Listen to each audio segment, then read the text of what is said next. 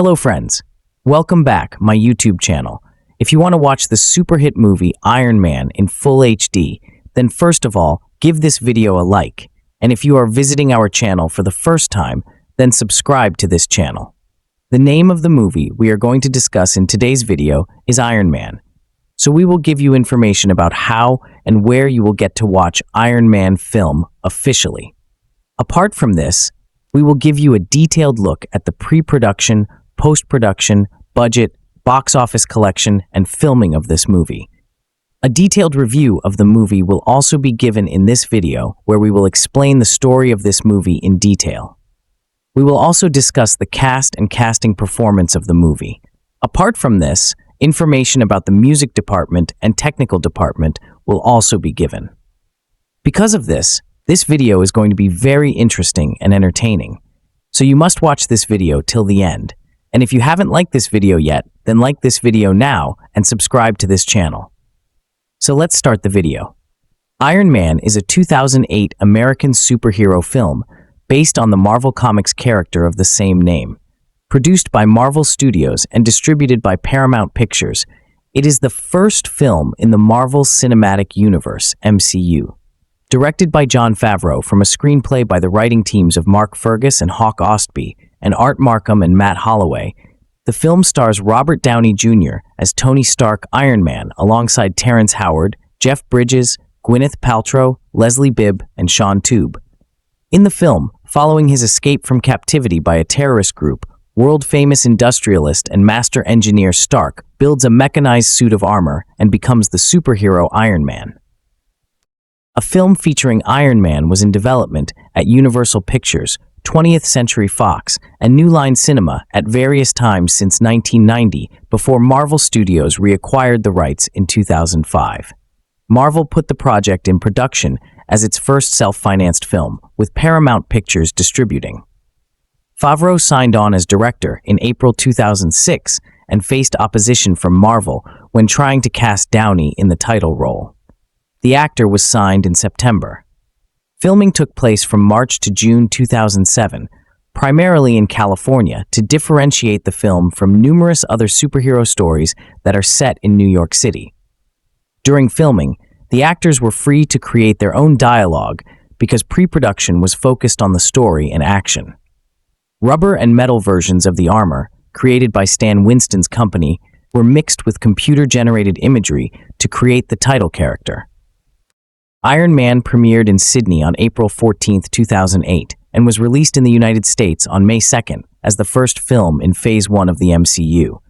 It grossed over $585 million, becoming the 8th highest-grossing film of 2008, and received praise from critics, especially for Downey's performance, as well as Favreau's direction, the visual effects, action sequences, and writing.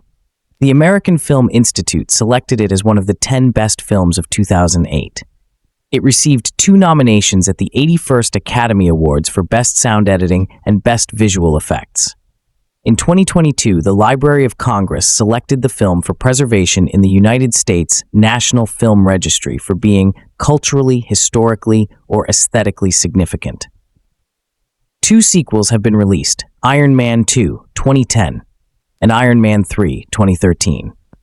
Plot: Tony Stark, who has inherited the defense contractor Stark Industries from his late father Howard Stark, tours in war-torn Afghanistan with his best friend and military liaison, James "Rhodey" Rhodes, to demonstrate the new Jericho missile. After the demonstration, his convoy is ambushed by a terrorist group, the Ten Rings, and Stark is gravely wounded by a missile used by the attackers, one of his company's own. He is captured and imprisoned in a cave by the Ten Rings. Yinsen, a fellow captive and doctor, implants an electromagnet into Stark's chest to keep the shrapnel shards that wounded him from reaching his heart and killing him. Ten Rings leader Raza offers Stark freedom in exchange for building a Jericho missile for the group, but he and Yinsen believe that Raza will not keep his word. Stark and Yinsen secretly build a small, powerful electric generator called an arc reactor to power Stark's electromagnet and construct a prototype armored suit to aid in their escape. Although they keep the suit hidden, the Ten Rings discover their intentions and attack the workshop. Yinsen sacrifices himself to divert them while the suit powers up. The armored Stark battles his way out of the cave to find the dying Yinsen, then burns the Ten Rings weapons and flies away, crashing in the desert and destroying the suit. After being rescued by Rhodes, Stark returns home and announces that his company will cease manufacturing weapons. Obadiah Stane, his father's old partner and the company's manager, advises Stark that this will bankrupt Stark Industries and ruin his father's legacy. In his home workshop, Stark builds a sleeker, more powerful version of his improvised armor suit, as well as a more powerful arc reactor for it and his chest after testing a prototype. Personal assistant Pepper Potts places the original reactor inside a small glass showcase. Though Stane requests details, a suspicious Stark decides to keep his work to himself. At a charity event, reporter Christine Everhart informs Stark that his company's weapons were recently delivered to the Ten Rings and are being used to attack Yinsen's home village. Stark dons his new armor and flies to Afghanistan, where he fends off the terrorists and saves the villagers. While flying home, Stark is intercepted by the Air Force. He reveals his secret identity to Rhodes over the phone to end the attack. Meanwhile, the Ten Rings gather the pieces of Stark's prototype suit and meet with Stane, who has been trafficking arms to the Ten Rings and has staged a coup to replace Stark as Stark Industries' CEO by hiring the Ten Rings to kill him. He subdues Raza and has him and the rest of the group killed. Stane has a massive new armor suit reverse-engineered from the wreckage. Seeking to track his company's illegal shipments, Stark sends Potts to hack into its database. She discovers that Stane hired the Ten Rings to kill Stark, but the group altered their plans when they realized they had a direct route to Stark's weapons. Potts meets with Agent Phil Coulson of S.H.I.E.L.D., an intelligence agency, to inform him of Stane's activities. Stane's scientists are unable to replicate Stark's miniaturized arc reactor, so Stane enters Stark's home, stuns Stark, and steals the one from his chest. Stark manages to replace it with his original reactor. Potts and several S.H.I.E.L.D. agents attempt to arrest Stane, but he dons his suit and overpowers them. Stark fights Stane but is outmatched without his new reactor to run his suit at full capacity. The fight carries Stark and Stane to the top of the Stark Industries building, where Stark instructs Potts to overload the large arc reactor powering the building. This unleashes a massive electrical surge that causes Stane to fall into the reactor, and he is killed in the explosion. The next day, at a press conference, Stark publicly admits to being the superhero the press has dubbed Iron Man. In a post-credits scene, S.H.I.E.L.D. director Nick Fury visits Stark at his home, telling him that he has become part of a bigger universe and that he wants to discuss the Avenger Initiative.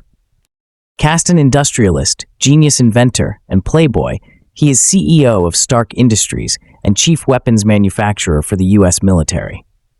Director Jon Favreau felt that Downey's past made him an appropriate choice for the part, and that the actor could not only make Stark a likable asshole, but also portray an authentic emotional journey once he had won over the audience. Favreau was also attracted to Downey because of his performance in Kiss Kiss Bang Bang. Downey frequently spoke with that film's director, Shane Black, about the script and dialogue in Iron Man. Downey had an office next to Favreau during pre-production, which allowed him greater involvement in the screenwriting process, especially when it came to adding humor to the film. Downey explained, "What I usually hate about these superhero movies is when suddenly the guy that you were digging turns into Dudley Do-Right, and then you're supposed to buy into all his, let's go do some good, that Elliot Ness in a cape type thing. What was really important to me was to not have him change so much that he's unrecognizable. When someone used to be a schmuck and they're not anymore, hopefully they still have a sense of humor." To get into shape, Downey spent 5 days a week weight training and practiced martial arts, which he said benefited him because it's hard not to have a personality meltdown after about several hours in that suit. "I'm calling up every therapeutic moment I can think of to just get through the day." Terrence Howard as James Rhodey Rhodes, a friend of Stark's and the liaison between Stark Industries and the United States Air Force in the Department of Acquisitions, specifically weapons development. Favreau cast Howard because he felt he could play War Machine in a sequel. Howard prepared for the role by visiting Nellis Air Force Base on March 16, 2007, where he ate with the pilots and observed HH-60 Pave Hawk rescue helicopters and F-22 Raptors. While Rhodes is roguish in the comics after he meets Stark, his previous role as a disciplinarian creates a dynamic tension with Stark's character. He is unsure whether Stark's actions are acceptable. Rhodey is completely disgusted with the way Tony has lived his life, but at a certain point he realizes that perhaps there is a different way. Howard said, "Whose life is the right way? Is it the strict military life, or the life of an independent?" Howard and his father are Iron Man fans, partly because Rhodes was one of the few black superheroes when Howard was a child. Howard admired Downey as an actor since the latter appeared in Weird Science, 1985. The two competed physically on set. Howard signed a 3-picture deal with Marvel Studios. Jeff Bridges as Obadiah Stane, Stark's business second-in-command, mentor, and friend who turns on him to take over the company, eventually building a giant exosuit to fight Stark. Bridges read the comics as a boy and liked Favreau's modern, realistic approach. He shaved his head, something he had wanted to do for some time, and grew a beard for the role. Bridges researched the Book of Obadiah and was surprised to learn retribution is a major theme in that book of the Bible, something that Stane represents.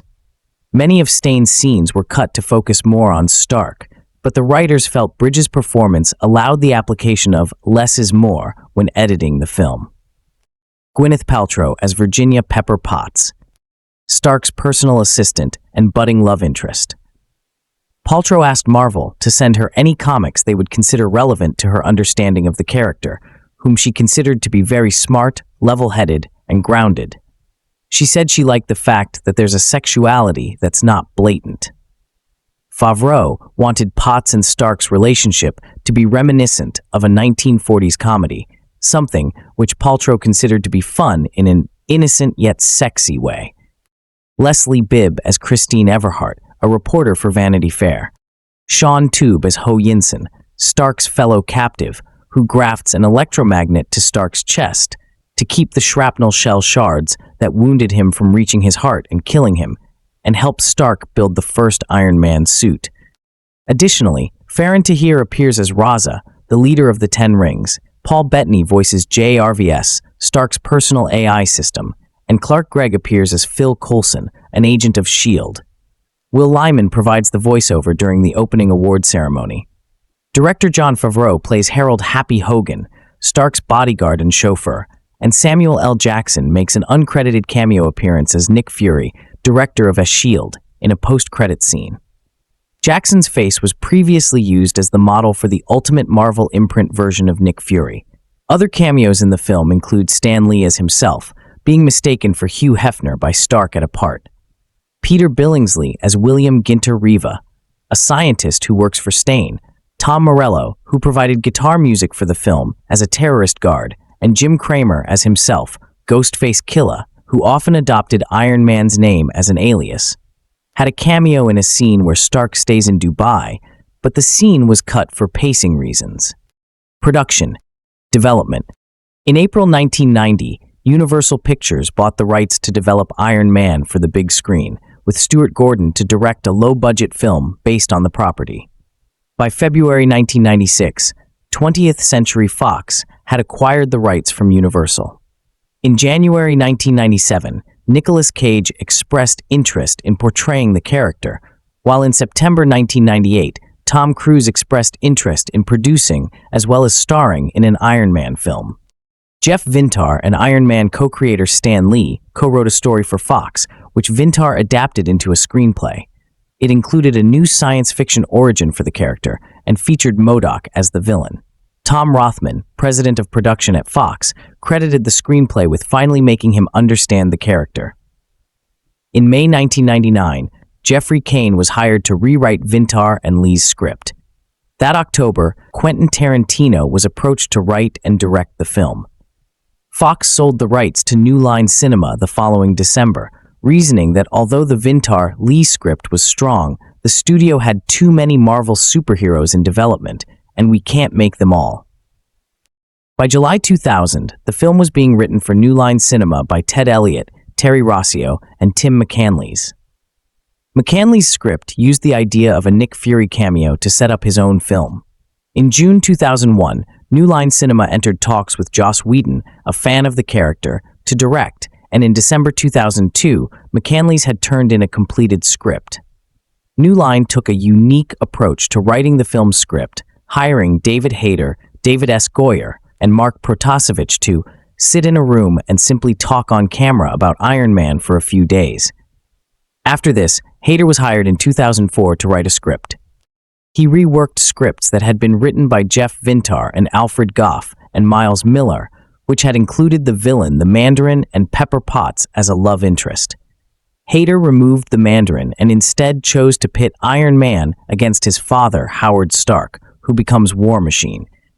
Hayter said, "You want to try to mirror your hero with your villain as much as possible," for his reasoning behind making Howard the villain.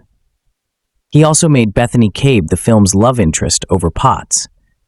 In December 2004, the studio attached director Nick Cassavetes to the project for a target 2006 release. However, this deal ultimately fell through, and Iron Man's film rights returned to Marvel. In November 2005, Marvel Studios worked to start development from scratch and announced Iron Man as their first independent feature, because the character was their only major one not already depicted in live action. Paramount Pictures was announced as Marvel's distribution partner for Iron Man. According to associate producer Jeremy Latcham, "We went after about 30 writers and they all passed, saying they were uninterested in the project due to both the relative obscurity of the character and the fact that it was solely a Marvel production." When the film did have a script, even the requests for rewrites met with many refusals. Early scripts for the film also directly referenced Sony Pictures' Spider-Man 2, 2004, by identifying Stark as the creator of Otto Octavius's bionic arms. In order to build the general public's awareness of Iron Man and elevate him to the same level of popularity as Spider-Man or Hulk, Marvel conducted focus groups, trying to find a way to remove the general perception that the character is a robot. The information Marvel received from the focus groups was used to formulate an awareness-building plan, which included releasing 3 animated short films ahead of the film's release. The shorts were called Iron Man Advertorials and were produced by Tim Miller and Blur Studio. Pre-production. Jon Favreau was hired to direct the film in April 2006, and he celebrated getting the job by going on a diet, resulting in him losing 70 pounds, 32 kilograms. Favreau had wanted to work with Marvel producer Avi Arad on another film after they both worked on Daredevil. The director found the opportunity to create a politically ambitious ultimate spy movie in Iron Man, citing inspiration from Tom Clancy, James Bond, and RoboCop, and compared his approach to an independent film. Robert Altman had directed Superman and Batman Begins.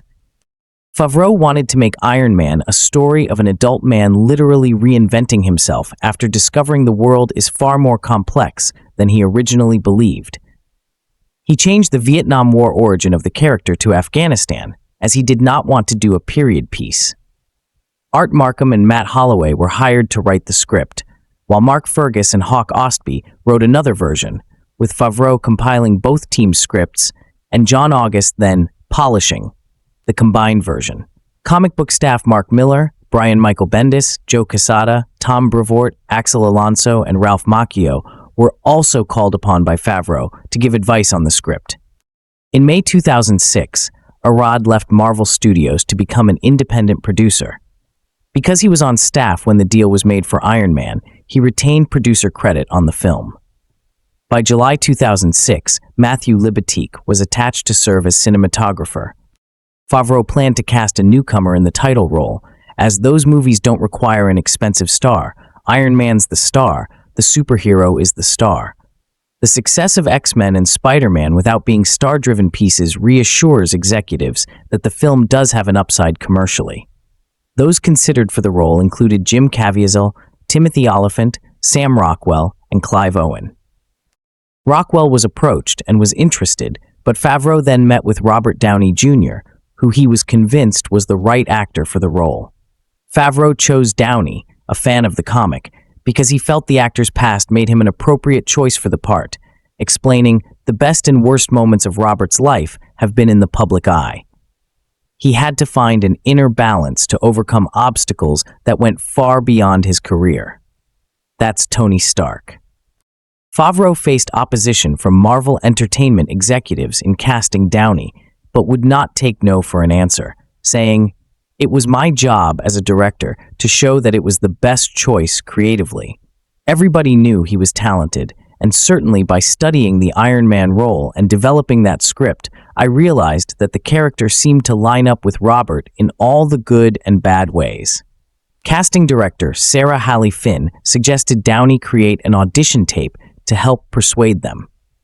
The executives were still not convinced, despite Favreau and Feige recommending Downey for the role, which resulted in Favreau leaking to the press that Downey was in talks. The positive reaction and enthusiasm to this story helped convince the executives, and Downey was cast in September 2006. Rockwell would later portray Justin Hammer in Iron Man 2, 2010. Downey earned $500,000 for the role. While preparing for filming, Favreau and Downey were given a tour of SpaceX by Elon Musk. Downey said, "Elon was someone Tony probably hung out with and partied with, or more likely they went on some weird jungle trek together to drink concoctions with the shamans." Additional casting for the film occurred over the next few months. Terrence Howard was announced in the role of Stark's best friend, James Rhodey Rhodes, in October 2006. He had been the first actor cast for the film. Rachel McAdams was reportedly Favreau's first choice for the role of Virginia Pepper Potts, but she turned it down to focus on raising her own family. Gwyneth Paltrow was cast in the role instead in January 2007, and Jeff Bridges was cast in an undisclosed role in February. Don Cheadle had also been approached for the role of Rhodes and would eventually replace Howard in the role starting with the sequel, Iron Man 2. Choosing a character to be the villain of the film was difficult, as Favreau felt Iron Man's arch-nemesis, the Mandarin, would not feel realistic, especially after Mark Millar gave his opinion on the script. The Mandarin had originally been envisioned as a rival to Tony Stark with a building of his own right next to Stark Industries, with the Mandarin eventually drilling a hole underneath Stark Industries to steal all of Stark's technology for himself. Associate producer Jeremy Latcham described such story as crazy terrible and underwhelming. Favreau felt only in a sequel with an altered tone would the fantasy of the Mandarin's rings be appropriate. The decision to push him into the background is comparable to Sauron in The Lord of the Rings or Palpatine in Star Wars. Favreau also wanted Iron Man to face a giant enemy. The switch from Mandarin to Obadiah Stane was done after Bridges was cast in that role, with Stane originally intended to become a villain in the sequel, a version of the script intended to show Stane had escaped his damaged suit. The Crimson Dynamo was also a villain in early drafts of the script, including at one point combining the character with the Mandarin team. Favreau felt it was important to include intentional inside references for fans of the comics, such as giving the two fighter jets that attack Iron Man the call signs of Whiplash 1 and Whiplash 2, a reference to the comic book villain Whiplash, and including Captain America's shield in Stark's workshop. Favreau wanted the film to be believable by showing the construction of the Iron Man suit in its 3 stages. Stan Winston, a fan of the comic book, and his company, who Favreau worked with on Zathura, built metal and rubber versions of the armor. The Mark I design was intended to look like it was built from spare parts. The back is less armored than the front, because Stark would use his resources for a forward attack. It also foreshadows the design of Stane's armor. A single 41-kilogram, 90-pound version was built, causing concern when a stuntman fell over inside it, though both the stuntman and the suit were unscathed. The armor was also designed to have only its top half worn at times. Stan Winston Studios built a 3.0-meter, 10 feet, 360-kilogram, 800 pounds animatronic version of Ironmonger, Obadiah Stane, a name which Stane calls Tony Stark and himself earlier in the film as a reference, but is never actually used for the suit itself in the film. The animatronic required 5 operators for the arm and was built on a gimbal to simulate walking. A scale model was used for the shots of it being built. The Mark II resembles an airplane prototype with visible flaps. Iron Man comic book artist Adi Granov designed the Mark III with illustrator Phil Saunders. Granov's designs were the primary inspiration for the films, and he came on board the film after he recognized his work on Favreau's MySpace page. Saunders streamlined Granov's concept art, making it stealthier and less cartoonish in its proportions, and also designed the War Machine armor, but it was cut from the script about halfway through pre-production. He explained that the War Machine armor was going to be called the Mark IV armor and would have had weaponized swap-out parts that would be worn over the original Mark III armor, and that it would have been worn by Tony Stark in the final battle sequence. Filming. Production was based in the former Hughes Company soundstages in Playa Vista, Los Angeles, California. Howard Hughes was one of the inspirations for the comic book, and the filmmakers acknowledged the coincidence that they would film Iron Man, creating the flying Mark III, where the Hughes H-4 Hercules was built. Favreau rejected the East Coast setting of the comic books because many superhero films had already been set there. Filming began on March 12, 2007, with Matthew Libatique serving as director of photography. The first few weeks of filming were spent on Stark's captivity in Afghanistan. The cave where Stark is imprisoned was a 150 to 200 yard, 140 to 180 meters long set, which had movable forks in the caverns to allow greater freedom for the film's crew. Production designer J. Michael Riva saw footage of a Taliban fighter in Afghanistan and saw the cold breath as he spoke. Realizing remote caves are actually very cold, Riva placed an air conditioning system in the set. He also sought Downey's advice about makeshift objects in prison, such as a sock being used to make tea. Afterwards, Stark's capture was filmed at Lone Pine, and other exterior scenes in Afghanistan were filmed at Olancha sand dunes, where the crew endured 2 days of 40 to 60 mile per hour, 64 to 97 km/h winds. During 3 days of filming at the Edwards Air Force Base in mid-April, around 150 service members were cast as extras. Other production assistance by the United States Department of Defense included the provision of fabric for 100 uniforms, F-22 Raptors, 2 HH-60 helicopters, and a parked C-17. In return, the Department of Defense consulted on the film regarding certain scenes and dialogue depicting the military. This included changing Stark from being opposed to arms deals to instead becoming one who sells his technology to the U.S. military. Exterior shots of Stark's home were digitally added to footage of Point Doom in Malibu, while the interior was built at Playa Vista, where Favreau and Riva aimed to make Stark's home look less futuristic and more grease monkey. Filming concluded on June 25, 2007, at Caesars Palace in Las Vegas, Nevada. Favreau, a newcomer to action films, remarked, "I'm shocked that I was on schedule. I thought that there were going to be many curveballs." He hired people who are good at creating action, so the human story felt like it belongs to the comic book genre. There was much improvisation in dialogue scenes because the script was not completed when filming began. The filmmakers had focused on the story making sense and planning the action. Favreau felt that improvisation would make the film feel more natural. Some scenes were shot with 2 cameras to capture lines said on the spot. Multiple takes were done, as Downey wanted to try something new each time. It was Downey's idea to have Stark hold a news conference on the floor, and he created the speech Stark makes when demonstrating the Jericho weapon. Downey improvised the film's final line, "I am Iron Man," which Feige felt was in line with the character's personality.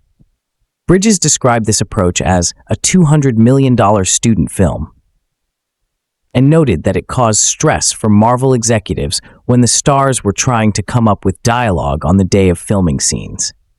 He also noted that in some instances, he and Downey would swap characters for rehearsal to see how their own lines sounded. Paltrow was less comfortable with improvisation, so Favreau would take notes on things she said during rehearsals or in offhanded moments that were in line with the character to incorporate into Potts' dialogue.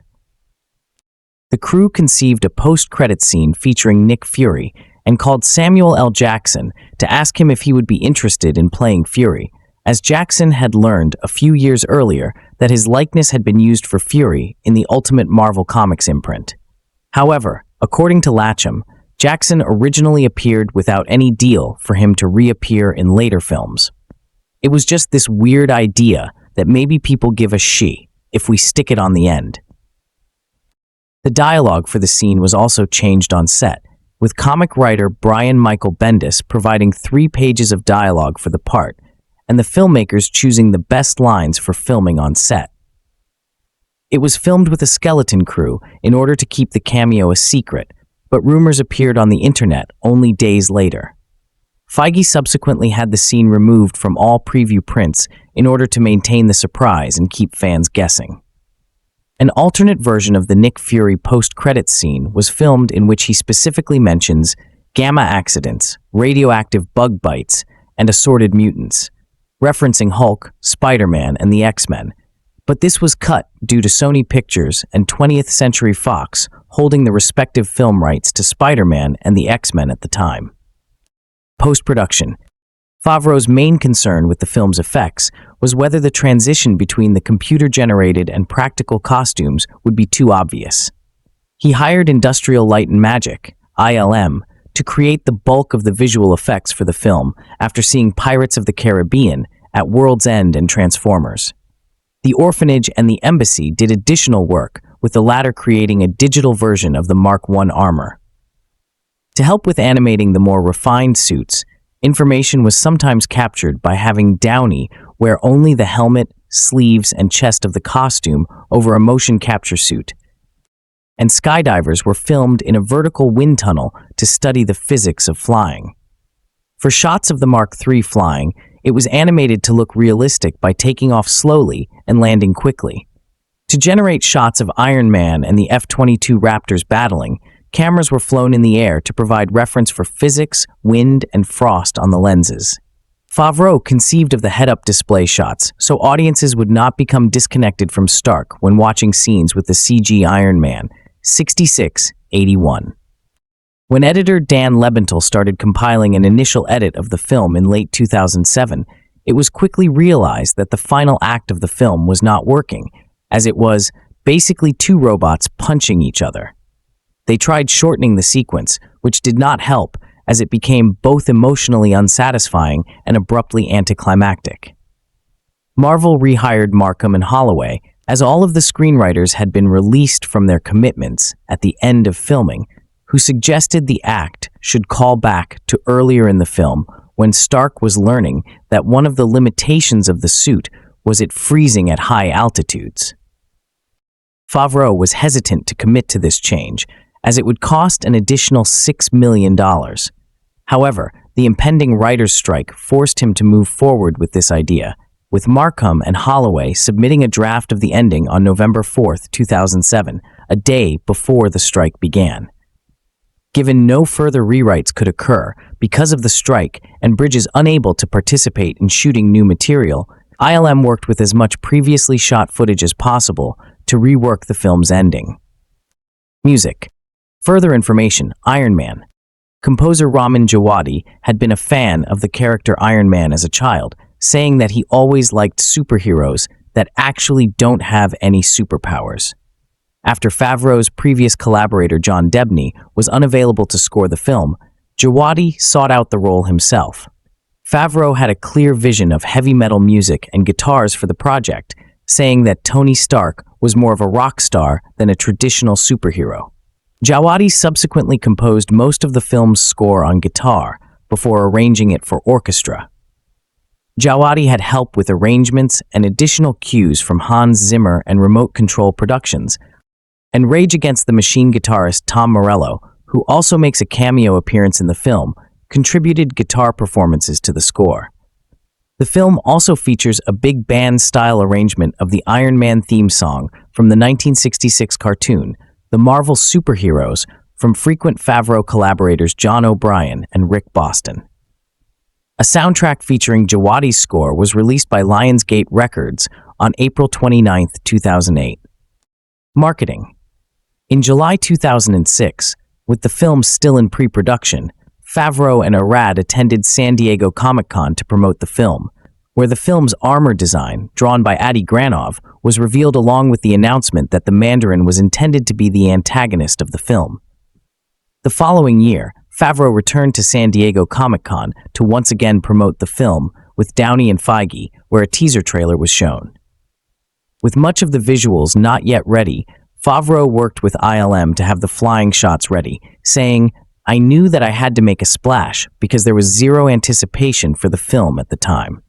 Stan Winston Studios also brought a life-sized replica of the film's armor to display at the convention. Marvel and Paramount modeled their marketing campaign for Iron Man on that of Transformers. In May 2008, Sega released an official tie-in video game based on the film on multiple gaming platforms. Downey, Howard, and Tube reprised their roles from the film. A 30-second spot for the film aired during a Super Bowl X-Tem break. Hasbro created figures of armor from the film, as well as Titanium Man, who appears in the video game, and the armor from the World War Hulk comics. The 7-Eleven convenience store chain helped promote the film across the United States, and LG Group also made a sponsorship deal with Paramount. Worldwide, Burger King and Audi promoted the film. Jon Favreau was set to direct a commercial for the fast food chain, as Michael Bay did for Transformers 1. In the film, Tony Stark drives an Audi R8 and also has an American cheeseburger from Burger King after his rescue from Afghanistan as part of the studio's product placement deal with the respective companies. 3 other vehicles, the Audi S6 sedan, Audi S5 Sports Coupe, and the Audi Q7 SUV, also appear in the film. Audi created a tie-in website, as General Motors did for Transformers. Oracle Corporation also promoted the film on its site. Several tie-in comics were released for the film. Release: theatrical.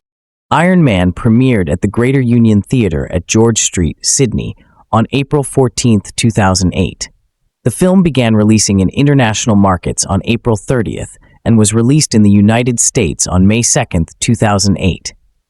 Iron Man was the first film released in Phase 1 of the MCU.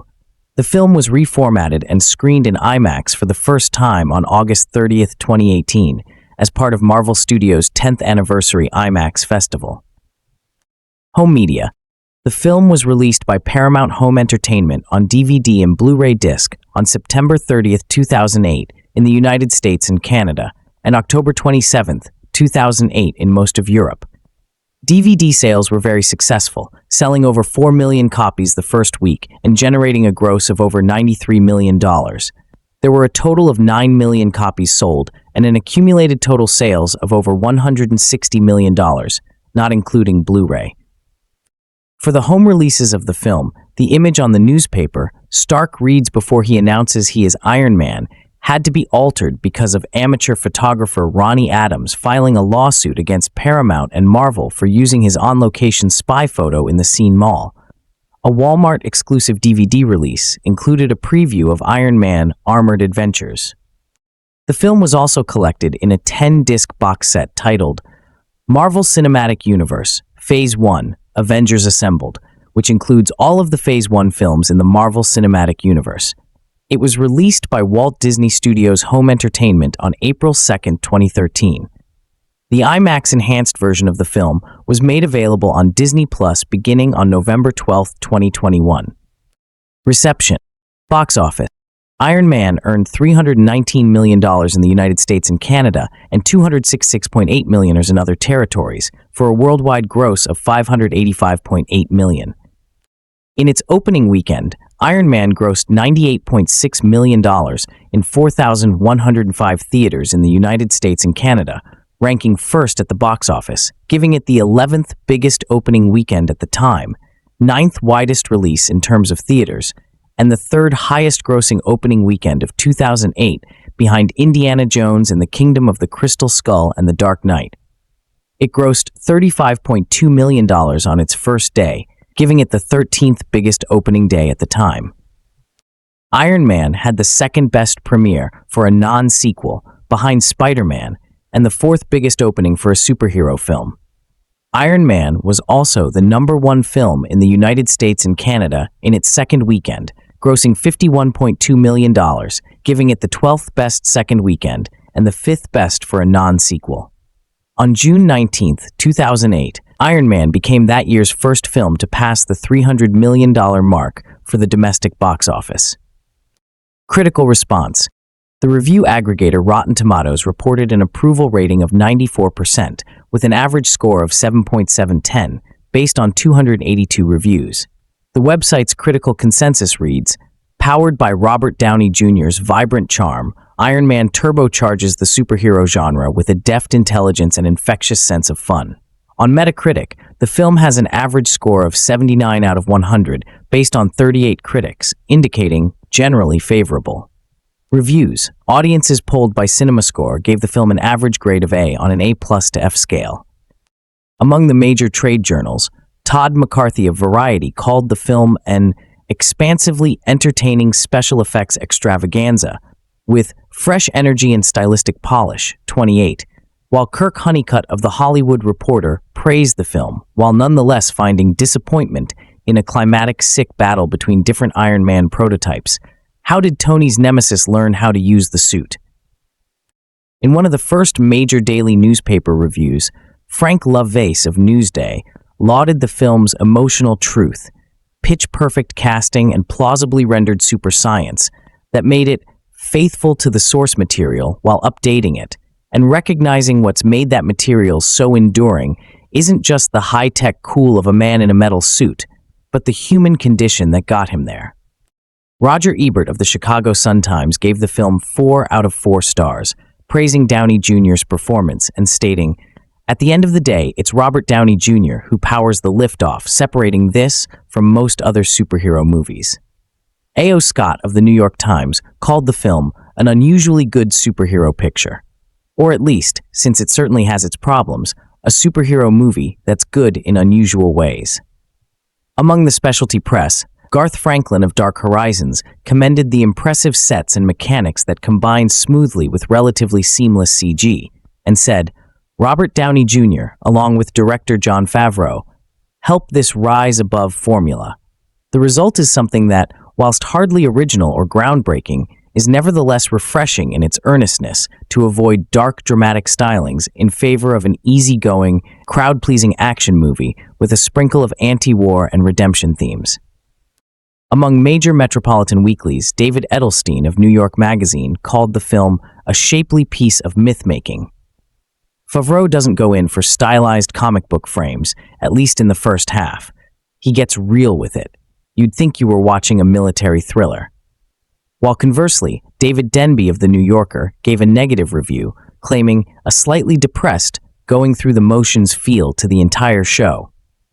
Gwyneth Paltrow, widening her eyes and palpitating, can't do much with an antique role as Stark's girl Friday, who loves him but can't say so.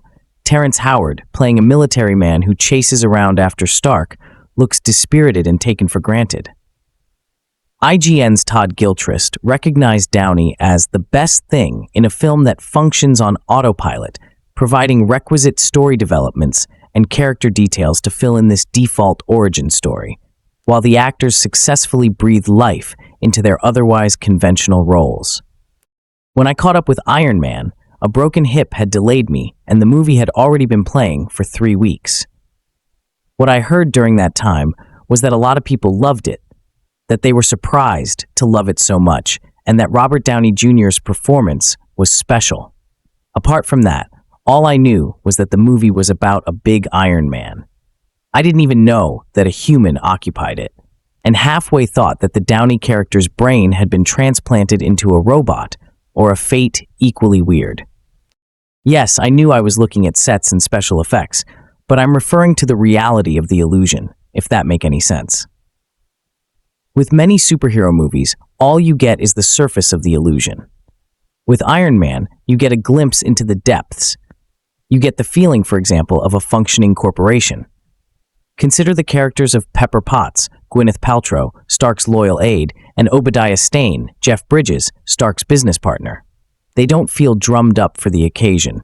They seem to have worked together for a while. Much of that feeling is created by the chemistry involving Downey, Paltrow, and Bridges. They have relationships that seem fully formed and resilient enough to last through the whole movie, even if plot mechanics were not about to take them to another level. Between the two men, there are echoes of the relationship between Howard Hughes and Noah Dietrich in Scorsese's The Aviator, 2004. Obadiah Stane doesn't come on screen waving flags and winking at the camera to announce he is the villain. He seems adequately explained simply as the voice of reason at Stark's press conference. Why did Stark, during that scene, make me think of staring mad? Between Stark and Pepper, there's that classic screen tension between friends who know they can potentially become lovers. Downey's performance is intriguing and unexpected. He doesn't behave like most superheroes. He lacks the psychic weight and gravitas. Tony Stark is created from the persona Downey has fashioned through many movies: irreverent, quirky, self-deprecating, wisecracking. The fact that Downey is allowed to think and talk the way he does while wearing all that hardware represents a bold decision by the director, Jon Favreau. If he hadn't desired that, he probably wouldn't have hired Downey. So comfortable is Downey with Tony Stark's dialogue, so familiar does it sound coming from him, that the screenplay seems almost to have been dictated by Downey's persona. There are some things that some actors can safely say on screen and other things they can't. The Robert Downey Jr. persona would find it difficult to get away with weighty, profound statements. In an entertainment, anyway. A more serious film like Zodiac is another matter. Some superheroes speak in a kind of heightened, semi-formal prose, as if dictating to Bartlett's familiar quotations. Not Tony Stark. He could talk that way and be Juno's uncle. Iron Man doesn't seem to know how seriously most superhero movies take themselves. If there is wit in the dialogue, the superhero is often supposed to be unaware of it. If there is broad humor, it usually belongs to the villain. What happens in Iron Man, however, is that sometimes we wonder how seriously even Stark takes it. He's flippant in the face of disaster, casual on the brink of ruin. It's prudent, I think, that Favreau positions the rest of the characters in a more serious vein. The supporting cast wisely does not try to one-up him. Gwyneth Paltrow plays Pepper Potts as a woman who is seriously concerned that this goofball will kill himself. Jeff Bridges makes Obadiah Stane one of the great superhero villains by seeming plausibly concerned about the stock price. Terrence Howard, as Kala Rhodes, is at every moment a conventional, straight arrow. What a horror show it would have been if they were all tuned to Tony Stark's sardonic wavelength. We'd be back in the world of Swingers, 1996, which was written by Favreau. Another of the film's novelties is that the enemy is not a conspiracy or spy organization.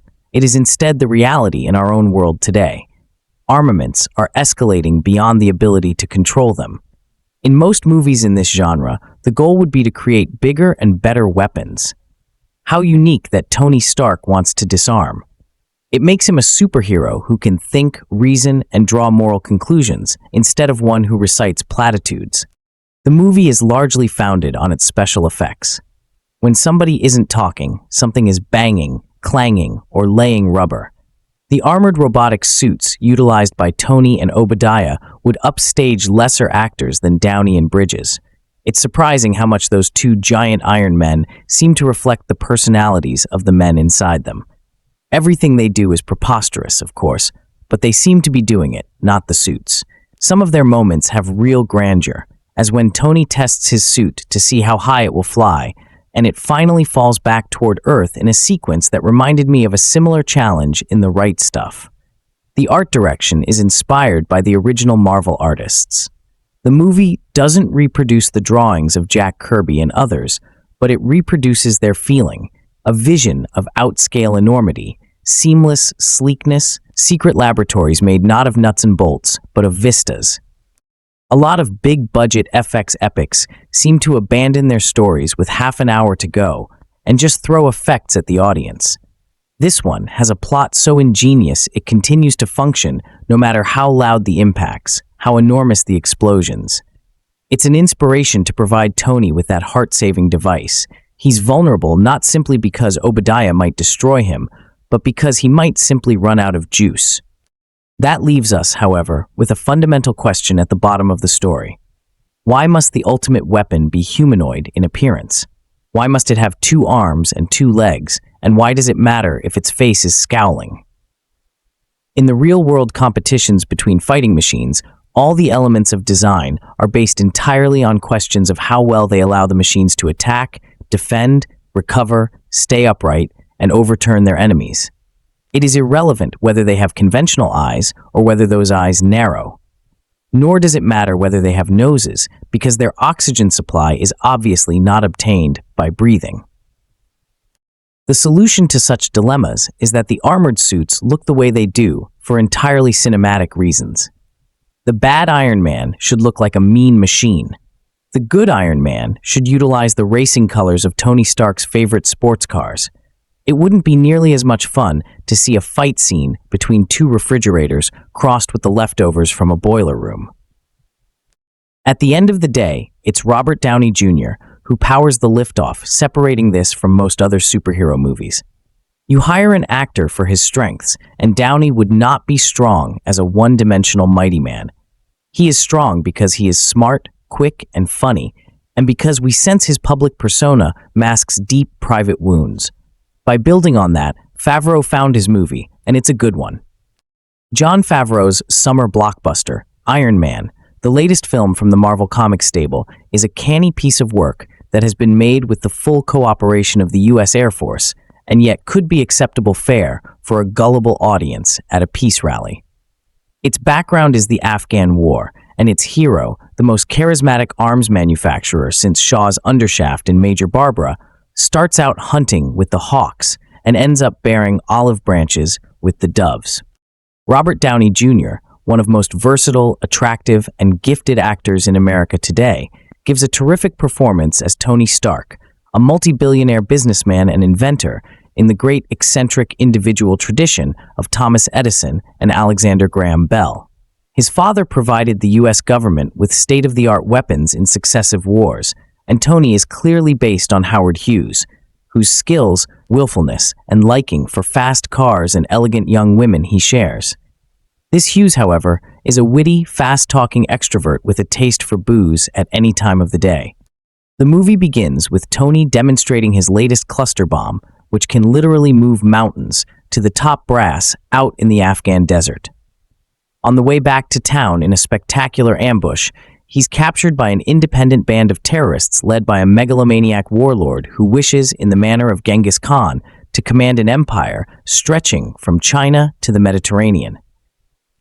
What these insurgents need are Stark Industries' super rockets, so Tony is set to work in a remote cave to build one from spare parts his captors provide. Instead, the ingenious inventor not only creates a device to protect his damaged heart, but also produces a suit of armor with guns and flamethrowers built into the arms and jet engines on his feet that enable him to fly. Thus he becomes the fearsome, ferocious superhero Iron Man and possessor of a powerful new weapon with which he makes his escape.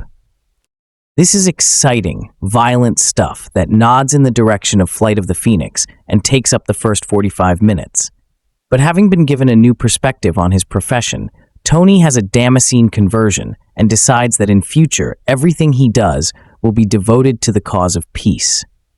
The company's shares slump, and his senior executive and chief lieutenant, the bald, bearded Obadiah Stane, is seriously alarmed. Played by Jeff Bridges, the unctuously cheerful Stane is a true comic strip villain, and Gwyneth Paltrow as Stark's secretary, Pepper Potts, is a two-dimensional Lois Lane figure. Downey, however, is altogether more substantial and complex, closer to the versions of Batman played by Michael Keaton and Christian Bale. The four credited writers have set up a situation they don't know how to resolve. The special effects and titanic battles take over, and narrative and moral confusion reigns. A pity, because Iron Man in its early stages promises to be something more original, or at least tougher than most comic strip adaptations. And yes, you can rest easy. Especially if you're a longtime Iron Man fan, this movie will rock your world. If you're not, get ready to witness the launch of the next big superhero franchise. Believe it or not, this is one of the more difficult reviews I've written. I've been a huge supporter of this film, the production, and Jon Favreau since day one. and I've also been looking forward to it probably longer than most of you reading this have been alive. So, it was difficult to balance the fanboy love for the character and the fact that I want it to do well with an objective look at the film as a whole. So, without any further delay, here's my review, free of any major spoilers. The movie opens with the very familiar scene of Tony Stark, played by Robert Downey Jr., riding in a Humvee with some soldiers in what is presumably Afghanistan. Although we've seen about a minute of this scene in trailers and clips, there's much more to it that's very funny and serves to start giving us a sense of who Stark is almost immediately. He's a billionaire, but he's very engaging and as far from stuffy as you can imagine. Within a couple of minutes, he puts the intimidated soldiers at ease. Of course, just as that happens, all hell breaks loose when an explosion takes out the vehicle ahead of theirs and brings their convoy to a stop. They're obviously outgunned, and the vehicle and soldiers are peppered with armor-piercing bullets. Stark manages to get away from the vehicle and behind cover where he tries to call for help, but as we've seen, he gets hit by shrapnel from another explosion. The movie then cuts to a recent flashback, less than 2 days prior, giving us a look at Stark in his own element, partying hard in Vegas and charming the pants-off ladies, quite literally actually. Here we're introduced to his longtime friend and military liaison Rhodey, played by Terrence Howard, his father figure, Obadiah Stane, played by Jeff Bridges, and Pepper Potts, Gwyneth Paltrow, his ever-on-the-ball personal assistant. It doesn't take long for director Jon Favreau, who also plays Stark's driver, Happy Hogan, to establish the dynamic between Tony and those who surround him. Stane is the responsible one who handles the details of running the company, putting up with Tony's impetuous personality. Rhodey also suffers Stark's personality, but at his core, we almost see that he wishes he could be as carefree. Finally, Pepper is Tony's rock. She keeps him on track and grounded, and we see the playful sexual tension between them that is very close from boiling over into something serious, but has been held back to maintain their working relationship. When we cut back to Stark in Afghanistan, we see his cocky attitude, even in business, as he demonstrates a state-of-the-art missile system to the high-ranking officers in the field. From here, we move back to the explosion, and then him as captive, where we meet Professor Yinsen, Sean Tube, who has jury-rigged a device to keep Tony alive. Stark is completely disoriented, but Yinsen has been there for quite a while and instructs him on how to act in order to not be immediately killed by his captors. The terrorists, known as the 10 Rings, want him to build them a version of that very same missile, which for reasons revealed in the film will not be as difficult as you might think in his cave environment. Instead, Stark has an epiphany regarding his role in conflicts around the world and decides instead to construct something that will allow him and Yinsen to escape, the Mark I armor. The scenes that follow are very well done, and it's no cakewalk for Stark and Yinsen to get away with building this right under the video-watching noses of their captors. Within the context of a superhero movie, I actually found this part of the film very effective and even believable. When we finally get to the escape itself, it is nothing less than absolutely thrilling as they run out of time and Stark finally gets to take his vengeance on his captors. Actually, in the notes I took down during the film, I used the following as a reminder. Awesome. Stark makes it back to California, where he makes an announcement that does not sit well at all with Stane or even his pal Rhodey, and he sets out to create a more streamlined version of his first prototype armor. He utilizes the help of his AI butler, Jarvis, no, it's not a robot, to construct and test the suit. Some of the funniest moments in the film take place here during his initial attempts at flight and when he takes the Mark II armor out for its first spin. From here, Stark feels the weight of the responsibility of what his company has contributed to conflicts in the Middle East, and at least briefly takes matters into his own hands. Things get complicated, and eventually, as you must know, he has to confront Obadiah Stane in the Ironmonger armor, which was based on the Mark I. Yeah, but what's the bottom line, you ask? Is it any good? The short answer is, it's not good, it's great. If you're a longtime Iron Man fan from the comics who's been waiting for this movie forever, your fanboy geek meter is going to be pegged. No question. If you never heard of Iron Man until you started seeing commercials for this, you too will think it's awesome. At the screening I attended, every time Downey Jr. donned a new set of armor, the crowd went nuts. The reaction was extremely positive, with cheers coming from the audience 3 or 4 times during the course of the film, lots of laughter and applause at the closing credits. One of the absolute best things about this film, as far as comic book fans will be concerned, is how faithful the movie is to the spirit of not only Tony Stark, Iron Man, but of the supporting characters as well. Favreau reached back to classic Tony Stark instead of depending on the more recent incarnations of the character. Impetuous, a bit older, risk-taker, and charming as hell throughout. On the other hand, he incorporated more modern-day elements into the technology of the armor, taken from the more recent comics.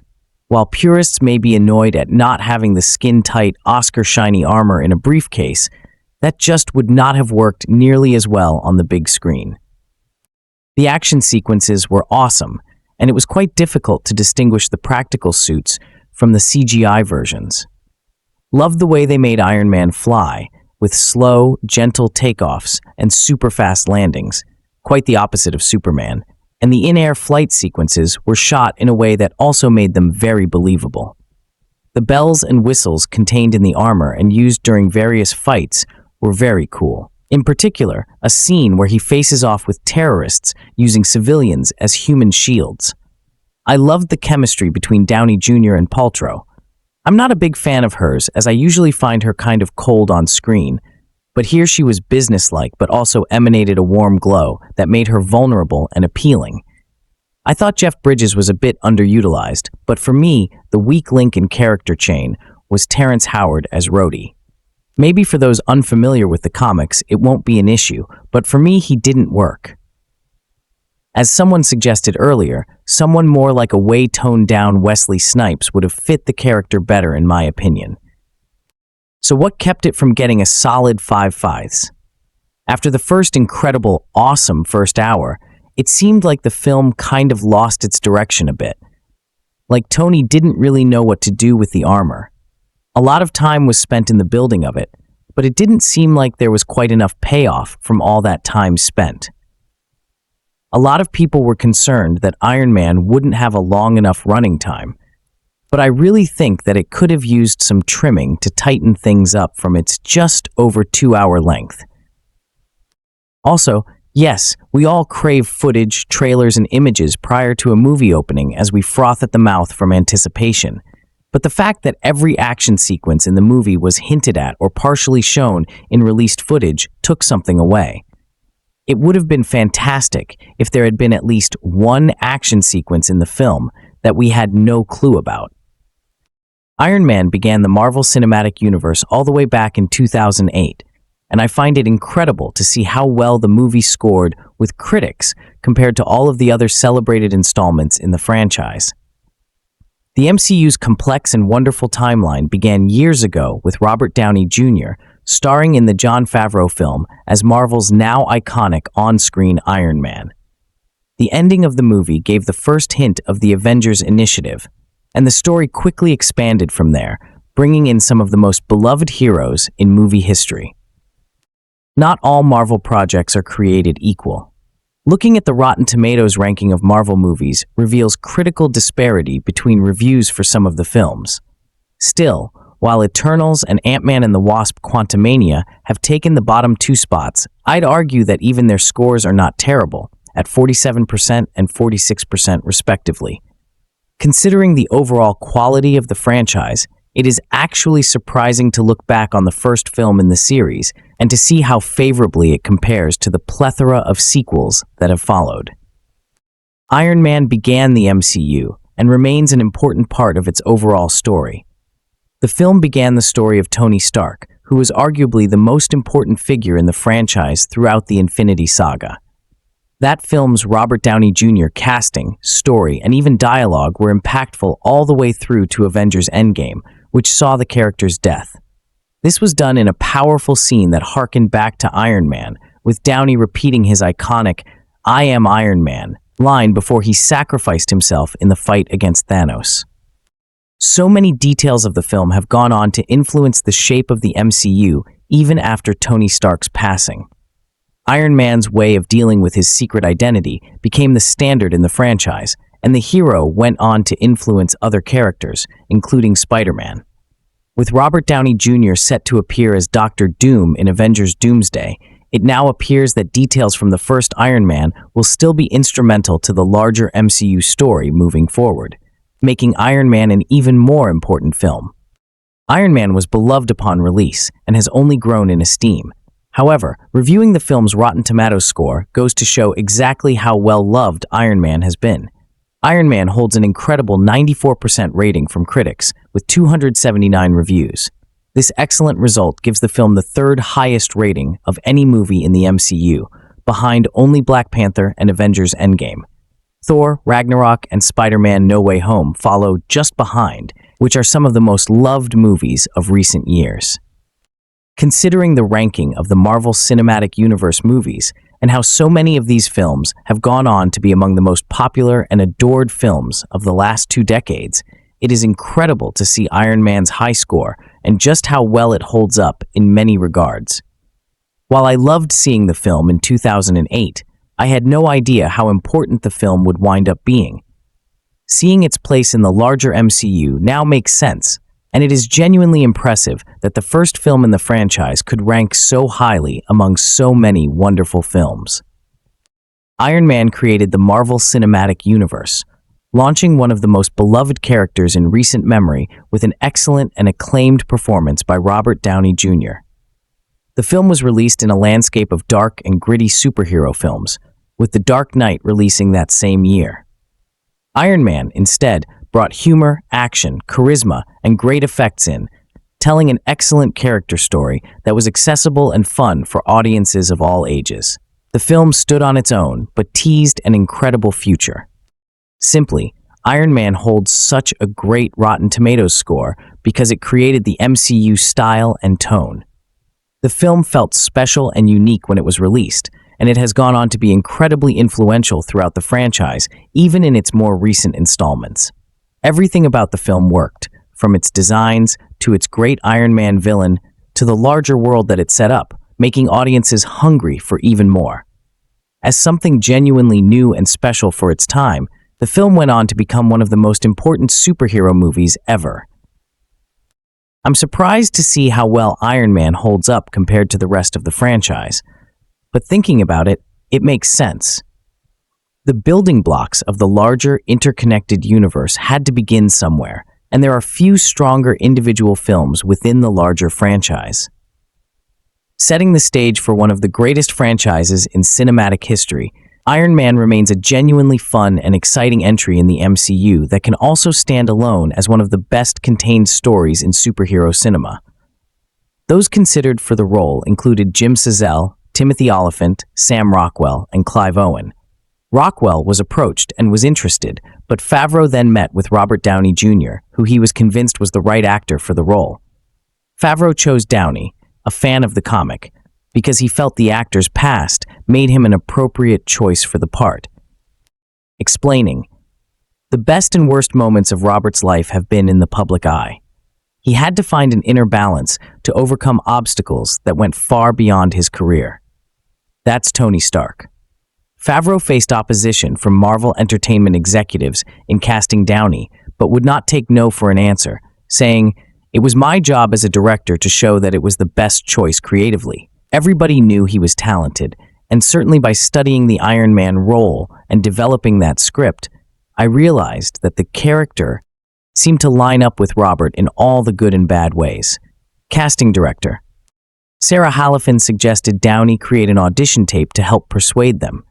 The executives were still not convinced, despite Favreau and Feige recommending Downey for the role, which resulted in Favreau leaking to the press that Downey was in talks. The positive reaction and enthusiasm to this story helped convince the executives, and Downey was cast in September 2006. Rockwell would later portray Justin Hammer in Iron Man 2, 2010. Downey earned $500,000 for the role. While preparing for filming, Favreau and Downey were given a tour of SpaceX by Elon Musk. Downey said Elon was someone Tony probably hung out with and partied with, or more likely, they went on some weird jungle trek together to drink concoctions with the shamans. Additional casting for the film occurred over the next few months. Terrence Howard was announced in the role of Stark's best friend, James Rhodey Rhodes, in October 2006. He had been the first actor cast for the film. Rachel McAdams was reportedly Favreau's first choice for the role of Virginia Pepperpotts, but she turned it down to focus on raising her own family. Gwyneth Paltrow was cast in the role instead in January 2007, and Jeff Bridges was cast in an undisclosed role in February. Don Cheadle had also been approached for the role of Rhodes and would eventually replace Howard in the role, starting with the sequel Iron Man 2. Choosing a character to be the villain of the film was difficult, as Favreau felt Iron Man's arch-nemesis, the Mandarin, would not feel realistic, especially after Mark Miller gave his opinion on the script. The Mandarin had originally been envisioned as a rival to Tony Stark with a building of his own right next to Stark Industries, with the Mandarin eventually drilling a hole underneath Stark Industries to steal all of Stark's technology for himself. Associate producer Jeremy Latcham described such story as crazy, terrible, and underwhelming.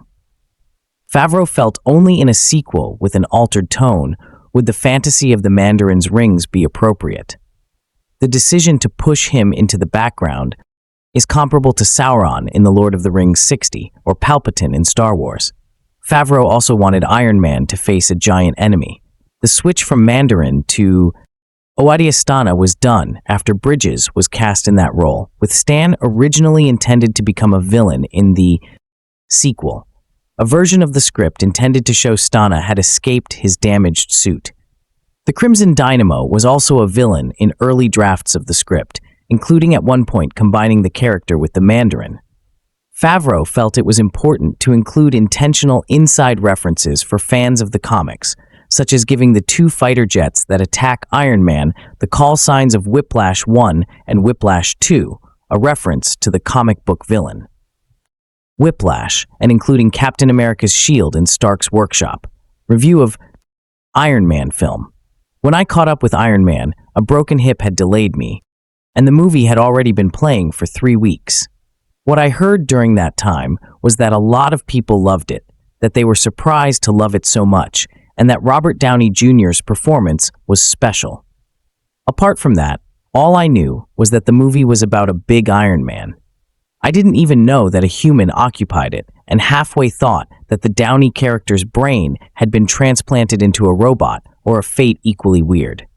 Yes, I knew I was looking at sets and special effects, but I'm referring to the reality of the illusion, if that make any sense. With many superhero movies, all you get is the surface of the illusion. With Iron Man, you get a glimpse into the depths. You get the feeling, for example, of a functioning corporation. Consider the characters of Pepper Potts, Gwyneth Paltrow, Stark's loyal aide, and Owadiastana, Jeff Bridges, Stark's business partner. They don't feel drummed up for the occasion. They seem to have worked together for a while. Much of that feeling is created by the chemistry involving Downey, Paltrow, and Bridges.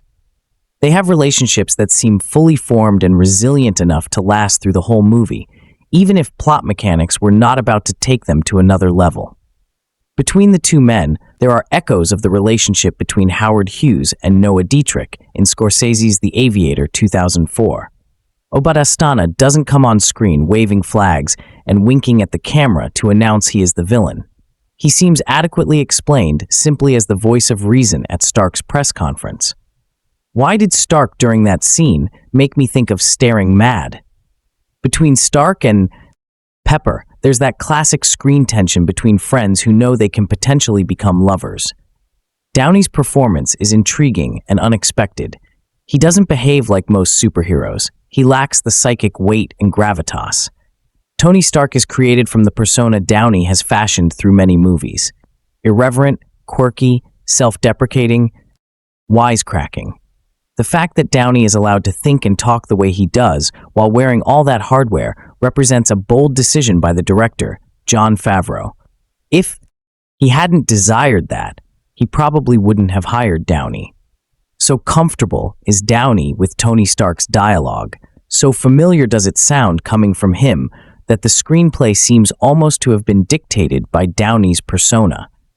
There are some things that some actors can safely say on screen and other things they can't. The Robert Downey Jr. persona would find it difficult to get away with weighty, profound statements in an entertainment. Anyway, a more serious film like Zodiac is another matter.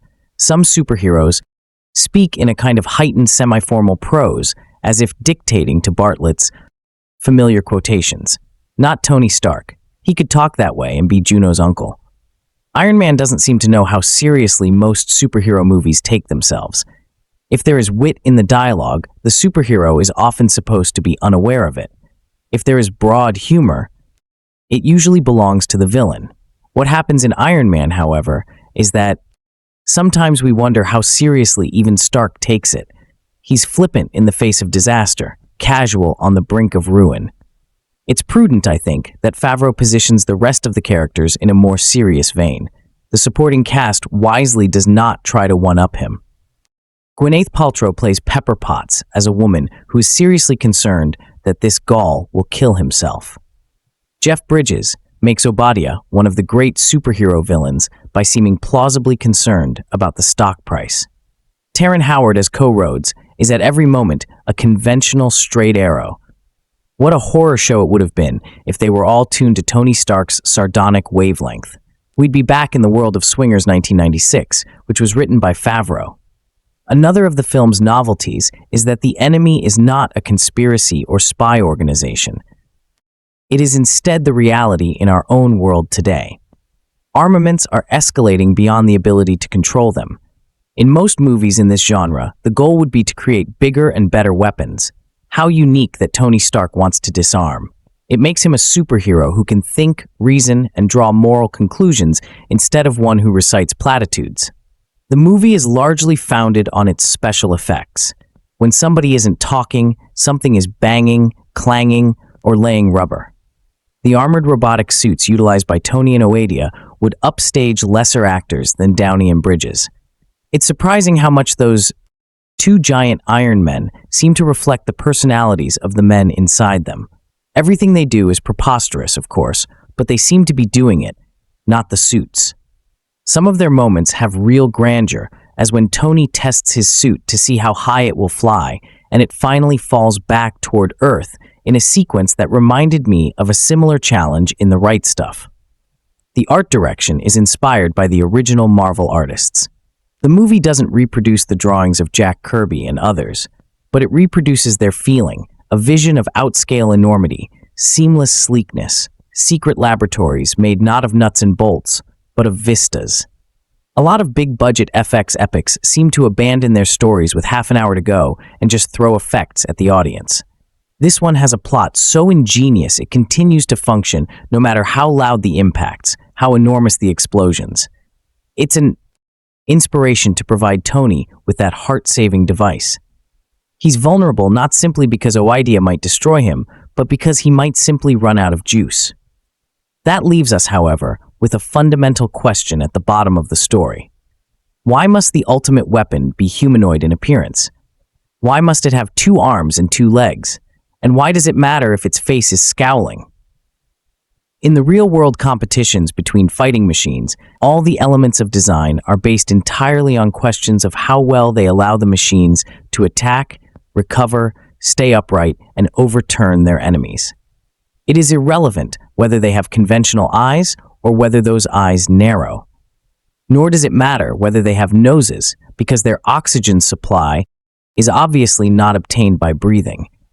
The solution to such dilemmas is that the armored suits look the way they do for entirely cinematic reasons. The bad Iron Man should look like a mean machine. The good Iron Man should utilize the racing colors of Tony Stark's favorite sports cars. It wouldn't be nearly as much fun to see a fight scene between 2 refrigerators crossed with the leftovers from a boiler room. At the end of the day, it is Robert Downey Jr. who powers the liftoff, separating this from most other superhero movies. You hire an actor for his strengths, and Downey would not be strong as a one-dimensional mighty man. He is strong because he is smart, quick, and funny, and because we sense his public persona masks deep private wounds. By building on that, Favreau found his movie, and it's a good one. Related information. Finally, someone's found a surefire way to make money with a modern Middle East war movie. Just send a Marvel superhero into the fray to kick some insurgent butt. The powerhouse Kamyuk-inspired action, or Iron Man, isn't principally about this fantasy, but it won't hurt at least American audiences' enjoyment of this expansively entertaining special effects extravaganza.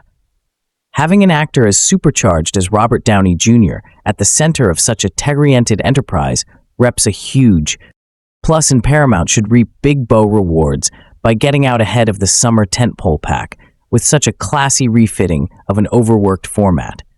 It's refreshing for a start that the character suddenly endowed with superpowers isn't a dweebine, but rather a pushing middle-aged genius who is himself entirely responsible for the advanced means he acquires to combat his adversaries.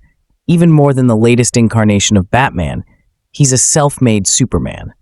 And while we've seen plenty of masks and gravity-resistant heroes before, the outfit sported by the main man here, which looks as though it was made by a top ski boot manufacturer, is striking and capable of great things. Half-hour setup neatly dovetails essential character background with the flawed hero's extreme imperilment. Imperious, sarcastic, and arrogant, Tony Stark, Downey creates the world's most sophisticated weapons for the U.S. Army.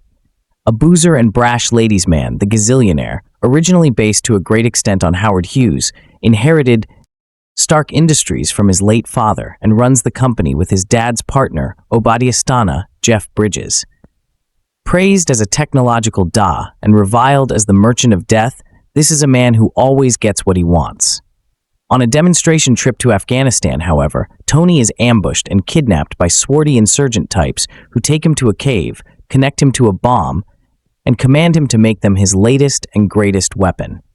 Despite being closely watched, the devious dude surreptitiously creates a sort of high-tech armor suit that turns him into a destructive Robbie the Robot and enables him to thwart his captors and fly off into the desert, where he promptly crashes before being rescued by Yanks. Tony arrives back home, a changed man, revealing that during captivity, he realized, "I have more to offer the world than making things that blow up." Tony announces his exit from the arms business, which sends his huge firm's stock plummeting and pits the ruthless Obadiah against him. Trying to settle on what to do with his life, Tony begins fashioning a more sophisticated version of his jerry-rigged suit, and one of the film's most delightful scenes has him making a trial run in his warehouse. Seamless visual effects allow an encased Tony to hover and rocket around via boot and glove jets. In a memorable maiden voyage, he zooms out of his Malibu HQ and shoots above Santa Monica on his way to testing the outer atmospheric limits of his time. The bad boys back in Afghanistan are patching together the broken remains of Tony's original improvised suit and wreaking havoc on the local populace with a cache of stolen Stark weapons. It's easy to see where this is headed, and it isn't long before Tony is high-flying it back for a little precision target practice at the expense of the nasties. Only the snide will wonder why he doesn't stop off in Iraq on the way home to put things in order there. Foreign kidnap and revenge format actually recycles the initial Iron Man storyline from the April 1963 Marvel comic, in which the heavies were Viet Cong. Current villains do not espouse any particular religion or ideology, although their leader, the bald-headed Rasa Farhan Tahir, professes a desire to become the new Genghis Khan. Tony's self-appointed role as international enforcer doesn't go down well with U.S. officials, including his Pentagon pal Rhodey. Terrence Howard, another action highlight, has supersonic Iron Man in a wild dogfight with a couple of American fighter jets. With foreign devils out of the way, at least for the moment, the final act's dynamic pits Tony against turncoat Obadiah. Although kids will probably like it, the climactic giant suit versus giant suit battle, which with its machine's multitude of moving parts and resultant clanging metal smacks all too much of Transformers, is the pic's only disappointment. Talent lineup on both sides of the camera injects familiar conceits with fresh energy and stylistic polish. The work of two screenwriting teams, Mark Fergus and Hawk Ostby, children of Men and Art Markham and Matt Holloway have been blended effectively to keep the plot moving and provide Motormouth Downey with plenty of snappy dialogue. Ever-eclectic director Jon Favreau, who briefly pops up on screen as a Stark minion, maintains a brisk but not frantic pace. And in concert with lenser Matthew Lebetique, production designer J. Michael Riva and the first-rate visual effects team has made an unusually elegant-looking film for the genre. Snapping off lines as crisply as Bugs Bunny might bite into a carrot, the sculpture-bearded Downey invigorates the entire proceedings in a way no other Batial actor ever has in this field.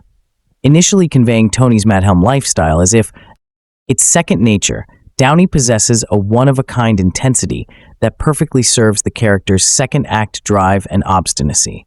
His Achilles heel is his heart. At first threatened by shrapnel, and later central to his superpower and his submerged romantic relationship with ever-loyal assistant Pepper Potts, who Gwyneth Paltrow, in an unexpected casting move, endows with smarts and appeal. Shaven-headed and sporting a bushy beard in a way that makes him rather resemble Bruce Willis, Bridges is an imposing antagonist. Other roles, including Howard's second-billed army officer, are one-dimensional. More details of Iron Man film. It figures just when everything's going your way, something comes along and messes things up. For some people, it's an unexpected illness, an overdrawn bank account, or a traffic accident one block away from work. For Tony Stark, it's being shot at and abducted by terrorists. Before that happens, Stark's on top of the world. With more money than Donald Trump and more smarts than the profs at MIT, he can buy anything he wants. Houses, cars, women. And if he can't buy it, he can make it. He can outthink Einstein, outparty Paris Hilton, and outspend Bruce Wayne. Stark's not bothered by the fact that his company Stark Industries has created some of the world's most notable weapons of war. Nor does he lose sleep, knowing his palatial Malibu estate was paid for by their sale. In fact, he goes to the Middle East to demonstrate the most powerful non-nuclear munition, yet something called the Jericho missile. So there is a certain amount of irony wrapped up in the fact that when Stark's convoy gets ambushed, it's with weapons from his own company. Stark almost dies in the assault. Then his captors demand that he build a Jericho system for them. It appears that he has no choice but to follow their orders. Or does he? Instead of using the materials he's given to make that missile, Stark fashions a nifty suit of armor for himself that facilitates his escape as he creates a mini Armageddon in the middle of the terrorists' hideout. He tells the world that Stark Industries will no longer make its money by selling superior firepower, saying, "I don't want a body count to be my only legacy." He also laments, "I had become part of a system that had become comfortable with zero accountability." Some of the credit for Stark's transformation goes to his kind cellmate, Yinsen, who advises him, "Don't waste your life." Yinsen values his family deeply. He asks Stark if he has a wife and children, and is saddened to learn he does not. "So, you're a man who has everything and nothing," Yinsen tells Stark. Indeed, Iron Man is an ethical rags-to-riches story in which the morally impoverished Tony Stark finds that true wealth is found in good deeds, not good stock options. He appears to mourn very belatedly the death of his father, whom he never got to say goodbye to. He realizes that loyal assistant Pepper Potts is more than just a very efficient Girl Friday. She's the only friend he has in the world. Most importantly, he has a sudden yen to help the very people his weapons have been hurting. So, he pours tons of his own money and time into a new superhero suit that'll help him do just that. Though Pepper protests, he tells her that in his heart, he knows what he's doing is right. "I shouldn't be alive," Stark says, "unless it's for a reason. Characters are willing to give their lives for others. At least one pays that ultimate price." Stark's path to becoming Iron Man is in many ways as spiritual as you can get without reciting Bible verses. He is an archetypical woeful sinner who wasted much of his life on wine, women, and weapons. While he doesn't find God specifically, he does find what he considers a purpose when he has what one might call the Marvel Comics equivalent of the Apostle Paul's Damascus Road experience. No longer is he blind to what's going on around him. No longer is his life aimless. He has a reason to live, a calling. Heightening the parallel, that calling is sustained by a glowing power source close to his heart, a nod to a new soul, and involves an effective high-tech suit of spiritual armor. Elsewhere, as a man is bleeding out from a variety of gunshot wounds, he says, "My family is dead. I'm going to see them now. Stark is well," known as a womanizer, prompting a soldier to ask him whether he's gone 12 for 12 with the models on last year's Maxim covers. Stark says he missed one, but since December featured twins, 12 is still the right number. There are a few other innuendos and sexual comments as well, one of which is a joke about a man mistakenly hooking up with a transvestite. A mistaken identity gag gives a nod to Hugh Hefner. And we see Stark hanging out with immodestly dressed women. Pepper wears a revealing backless gown. Stark and straight arrow military man Jim Rhodes ride one of Stark's private jets that's staffed with midriff-bearing flight attendants and a stripper pole. When a female Vanity Fair reporter asks Stark how he can sleep at night, Stark answers that he's prepared to lose a few hours of sleep with you. He does exactly that in the film's most glaring sexual scene. Briefly, we see them aggressively kissing, grappling, and rolling in bed together. We don't see any nudity. True to its comic book roots, Iron Man is violent and frenetic at times. The opening scene in which several U.S. soldiers are taken out by explosions and gunfire may be the most disturbing. One bomb rips through a Humvee while the vehicle Stark is riding in gets riddled with gunfire. All the soldiers protecting Stark presumably die, and Stark himself is nearly blown up by a mortar round. He survives, of course, and we see a hazy sequence of him going under the knife while in serious pain. When he wakes up, he has a grotesque device implanted in his chest, a device that Stark upgrades a couple of times, and at one point has Pepper help him install. Pepper is appalled by both the idea of and by the actual act of stuffing her hand inside this unnatural body cavity. It's just like operation. Stark assures her, then warns her not to let the wires touch the sides. She slips, giving him an electrical shock. When she withdraws her hand, it's loaded with slime. As Iron Man, Stark takes out dozens of bad guys via guns, missiles, flamethrowers, and sheer brute force. A couple are killed when they open a booby-trap door. One ends up killing himself by firing at Iron Man. The bullet bounces back and hits his head. Iron Man captures an enemy lieutenant and drops him off in the middle of a bevy of civilians the lieutenant and his men had been torturing. "He's all yours." Iron Man solemnly intones before flying off. A villain immobilizes rivals with a high-pitched tone that also causes their veins to bulge. Stark is tortured. One of the methods used that we see is his head being thrust underwater. His heart support is ripped out of his chest. Another man is nearly force-fed a hot coal. Later, after getting shot off-screen, we see that man die. A group of baddies is executed off-screen, and a man is about to be executed in front of his screaming family when Iron Man intervenes. Iron Man has an intense encounter with a couple of F-22s, and in a separate incident nearly falls to his death after flying too high. He accidentally bashes himself around while developing the suit, and he doesn't just endanger himself. His reckless testing puts others at risk too. Iron Man's climactic Transformers-like battle involves lots of action and peril, and several innocent bystanders wreck their cars trying to avoid the mayhem. The battle also leads to the apparent death of one of the combatants. Stark drinks like a dehydrated guppy before his conversion and even takes a drink or two after it. We see all manner of intoxicating beverages consumed, whiskey, sake, martinis, etc. And at one point, Stark tells Rhodes that it would be irresponsible not to drink. Rhodes at first declines, but we later see him drink in hand rather tipsily talking with Stark. There's quite a bit of smoking 2 cigarettes, a cigar, and a pipe in the hands of Marvel impresario Stan Lee during his standard cameo. In a gross-out moment, Stark pulls a long tube out of his nose. He shoots craps in a casino. He shows very little regard for traffic laws or public airspace. And he eats a burger. King Cheeseburger. Inadvisable, you'd think, for anyone with a heart condition that necessitates a glowing motor in an unnatural chest cavity. Rhodes twists the truth and covers for Stark when it comes to keeping Iron Man a secret and not shooting him out of the air with missiles. Iron Man emphasizes loyalty, restitution, and the responsible use of power by individuals and nations. But this superhero is not merely a Spider-Man clone, and that has a lot to do with his origin story. No radioactive spider bite, no exposure to gamma rays. Stark isn't accidentally endowed with new skills.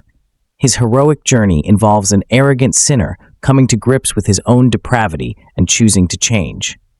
So the film's underlying message is that being virtuous is better than being rich, that we all have unexpected callings, that we, like Stark, live for a reason are inspiring, biblical, and in today's fame and fortune at any cost, society downright countercultural. Still, the gold's buried beneath the surface, and this iron blade that's visible could have done with a bit more sharpening. Stark's road to redemption is littered with bodies and takes several deers by way of questionable, unfortunate decisions and actions. Few information about this film. Iron Man stars Robert Downey Jr. in the heroic story of billionaire defense contractor Tony Stark. After a new missile demonstration in Afghanistan, Tony is kidnapped by terrorists using arms developed by Tony's company and forced to build the weapon he just demonstrated. Instead, he builds a suit of armor to escape. Back home, he tries to change the direction of the company because terrorists have access to his high-tech weapons. His noble efforts are blocked by corporate partner Obadiah, who has his own agenda. Undaunted, Tony builds a new version of the armor suit to stop the terrorists. Iron Man is an enjoyable ride with terrific special effects, a battle of good versus evil. It contains minimal foul language and one implied sex scene. However, as a role model, Tony is a womanizer and rarely far from an alcoholic drink. As he finds his calling to protect refugees from terrorists, those aspects to his character are dropped, suggesting a positive change. The military scenes are too intense for children, though most actual violence is either off-screen or between men battling in suits of high-tech armor. Iron Man also contains some foul language, so caution is advised for older children.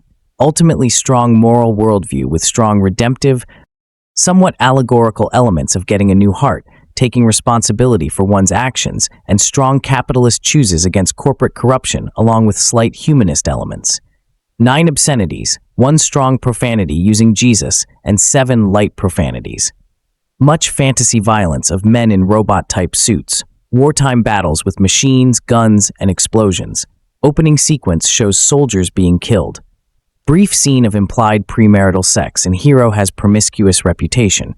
Upper male nudity in medical context and women in short skirts, bare midruffs and basebacks. Much alcohol use by hero and Downey. Others including drunkenness, no smoking or illegal drugs, and lying corporation. Selling arms to terrorists, kidnapping, and betrayal by friend.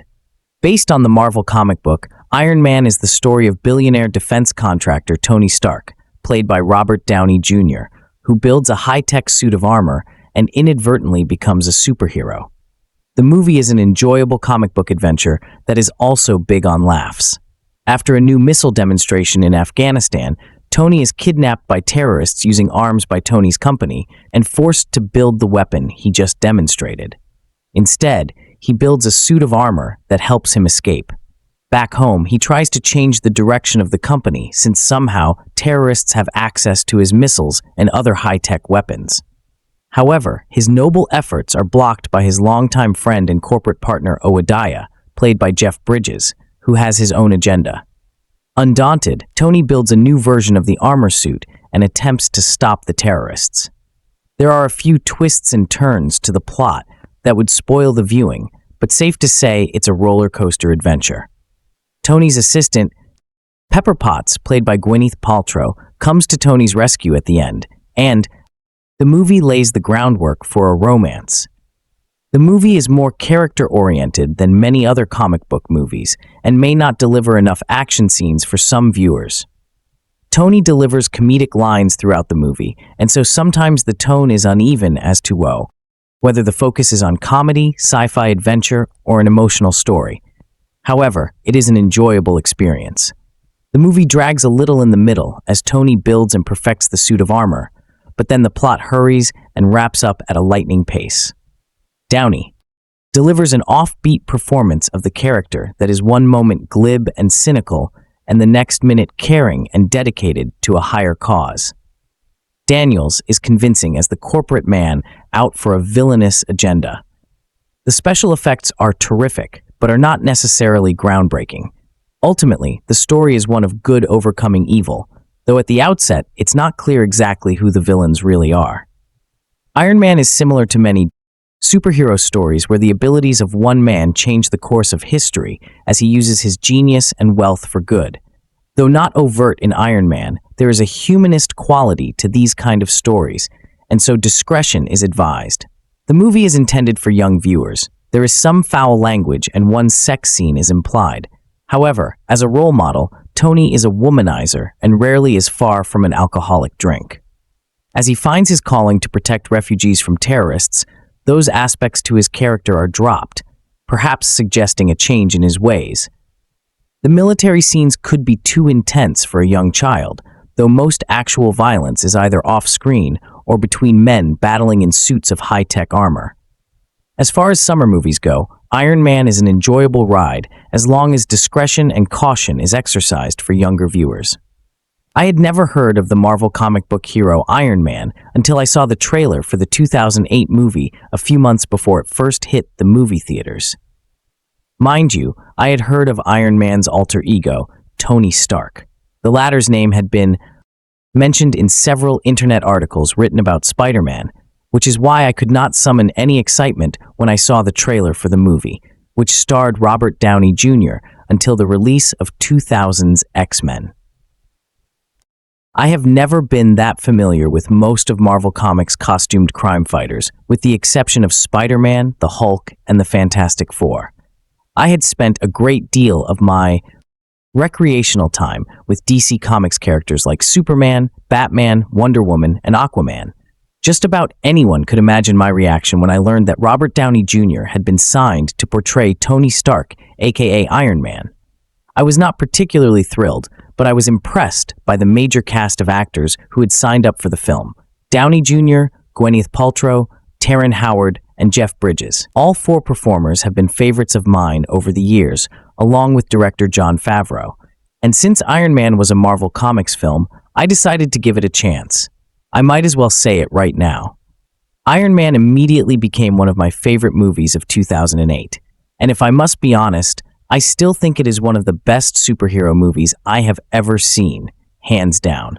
Although not in my top 10 list, I would place Iron Man in the same circle as X-Men 3, The Plot, Last Stand 2006, Spider-Man 3 2007, The Dark Knight 2008, and The Dark Knight Rises 22. Yes, it is that good. What would be the point of focusing upon the movie's many virtues when my previous statements pretty much said it all? But I am going to try anyway. And I would like to start with the excellent screenplay written by Mark Fergus Hawkhost by Arthur Markham and Matthew Holloway. They managed to create a good, solid story focusing upon Iron Man's origins. In an unusual move, the writers began the story with Tony Stark in Afghanistan in the company of an army escort. Stark had just presented a demonstration of Stark Industries' latest weapon, the Jericho missile, while Stark jokes around with his military escort, Afghan terrorist group called 10 Rings. At this point, the movie rewind back to 36 hours earlier before Stark's departure from the States. This opening immediately conveyed to me that the movie might turn out to be 10 times better than I had originally assumed. By the time Tony Stark uttered those last words, "I'm Iron Man," it proved me right. There are two aspects of Iron Man that truly made it a cinematic gem for me. One happened to be Jon Favreau's direction. The other turned out to be the movie's superb cast. And speaking of the cast, I might as well start with the man of the hour. What can I say about Robert Downey Jr.? Tony Stark, aka Iron Man. Downey now owns the role. I have never seen an actor take possession of a role so thoroughly since Daniel Day-Lewis in There Will Be Blood, Daniel Craig's debut as James Bond in Casino Royale, and Johnny Depp as Captain Jack Sparrow in the Pirates of the Caribbean trilogy. Downey is also the first actor or actress I have seen portray a comic book hero as a wisest, and he also managed to produce sparks with not only his supporting cast, but also with an android and a computer voice. Supporting Downey was Terrence Howard as U.S. Air Force Lieutenant Colonel James Rhodey Rhodes, Air Force liaison to Stark Industries and personal friend of Tony Stark. Howard portrayed Rhodes as a stalwart military man who found Stark's cavalier life both exasperating and enduring. I have never seen Howard do comedy until this movie, and I was surprised to discover that his flair for comic timing seemed to match Downey's. Some people have pointed out his role had been reduced. I cannot say that I agree. 1. He had yet to become War Machine, Tony's future armored crime-fighting partner. However, his line, "Next time, baby," as he glanced at the extra armor suit, seemed to hint that he will play a bigger role in future movies. Unfortunately, he ended up being replaced by Don Cheadle and did not get to wear the War Machine suit. And 2, Howard possessed such a strong on-screen presence that no one was bound to forget, no matter how many scenes he had. This was especially the case in one scene in which Howard's Rhodey seemed to be enjoying the flight to Afghanistan just a bit too much. When I first learned that Gwyneth Paltrow would be playing Stark's personal assistant, Virginia Pepperpotts, I found myself wondering if her career was in a decline. Playing the main hero's girl Friday seemed like a step down, even from her role in Sky Captain World of Tomorrow. Fortunately, the script and Paltrow's witty and elegant performance gave her the opportunity to rise above the usual cliché of the Girl Friday role. Mind you, Pepper Potts never struck me as interesting as the charming and conniving Polly Perkins from Sky Captain, but instead of becoming the damsel in distress, Paltrow ended up helping Stark Iron Man to defeat the main villain. Good show. Speaking of villains, I must applaud Jeff Bridges for portraying one of the smoothest that I have seen on the silver screen, namely Tony Stark's business partner and mentor, Owadiason. Not even Ian McDiarmid's pal Patton from Star Wars had possessed such subtlety when it came to evil. At first glance, Bridges did not seem the type who could effectively portray a villain. Then I recalled his performance in the 1985 thriller Jagged Edge, in which he portrayed a similarly subtle villain. Being a skillful actor, Bridges managed to convey many aspects of Stan's personality, a superficial warmth and intelligence that hid a murderous and manipulative streak. Another memorable villain was portrayed by actor Farron Tahir, who portrayed Rosa, leader of the terrorist group the Ten Rings hired to kidnap Stark, while the latter was in Afghanistan. Like Bridges, Tahir did an admirable in projecting villain with suave sophistication and a strong presence. Regard to a strong presence, I could say the same about Shah Tolb, who portrayed Dr. Ho Jansen, an Afghan surgeon and captive of the Ten Rings that saved Stark's life. I have seen Tolb portray some interesting characters over the years, but I must admit that his warm yet firm portrayal of Yinsen made me realize that he possessed quite a commanding presence. As I had earlier pointed out, the movie's 4 screenwriters managed to produce a script that featured a very solid story. Unlike many other comic book movies, Iron Man seemed to be laced with a great deal of witty dialogue and humor. There were times when I wondered whether I was watching a superhero action film, but there was plenty of action-filled scenes to remind me that this movie was basically an adventure film, like Iron Man's 2 encounters with the Ten Rings group in Afghanistan, his encounter with 2 U.S. Air Force fighter planes, and his showdown with Stanet in downtown Los Angeles. Director Jon Favreau, along with the 4 screenwriters and cast, managed to bring together all of the action, humor, and drama with perfect balance. Rounding out the cast of supporting actors was Clark Gregg, who made his first appearance as Shelled Agent Phil Cason, and he made quite an impact for such a low-key performance, for he is now starring in Marvel's television series Agents of SH2. Earlier I had stated that Iron Man was a perfect movie. Perhaps I had been a bit premature. Iron Man was not completely perfect. I do have a few quibbles about the movie. One of them happened to be the first sequence in Afghanistan. I realized that the setting of Iron Man's origins could not be in Vietnam, and it would make sense for the setting to be changed to either Iraq or Afghanistan. The problem is that most of the sequence featuring Stark's captivity by the Ten Rings was boring as hell. It almost seemed to drag forever. And matters did not help much that most of the sequence was set inside a series of caves. Another problem I had with the movie was of 3 comic book hero movies that had a score or theme song I found memorable. Unfortunately, Iron Man is not one of them, and if I must be frank, the screenplay written by Mark Fergus, Hawk by Art Markham, and Matt Holloway did not quite strike me as original. Aside from the flashback in the movie's first 20 minutes, Iron Man was a basic paint-by-numbers costume hero origin tale. In the end, Downey Jr.'s performance elevated this film to something unique, not the screenplay. But despite the first Afghanistan sequence and the movie's score, it is easy to see why Iron Man nearly became the summer movie of 2008 for me nearly. With Jon Favreau in the director's chair and Robert Downey Jr. as the leading man, the movie has become, at least in my eyes, one of the top 5 of that year. This movie directed by Jon Favreau, screenplay by Mark Fergus, Hawk Art Markham, Matt Holloway, produced by Arad, Kevin Fidring, Robert Downey Jr., Terrence Howard, Jeff, cinematography Matthew Liatique, edited by Dan Leventhal, music by Ramin Djawadi, production company Marvel Studios, distributed by Paramount Pictures. Release dates, May 2nd, 2008. Running time, 126 minutes. Country, United States. Language, English. Budget, 130 to 140 million. Box office, $585.8 million. And some information about it. How do you like our today's video? Please let us know by commenting.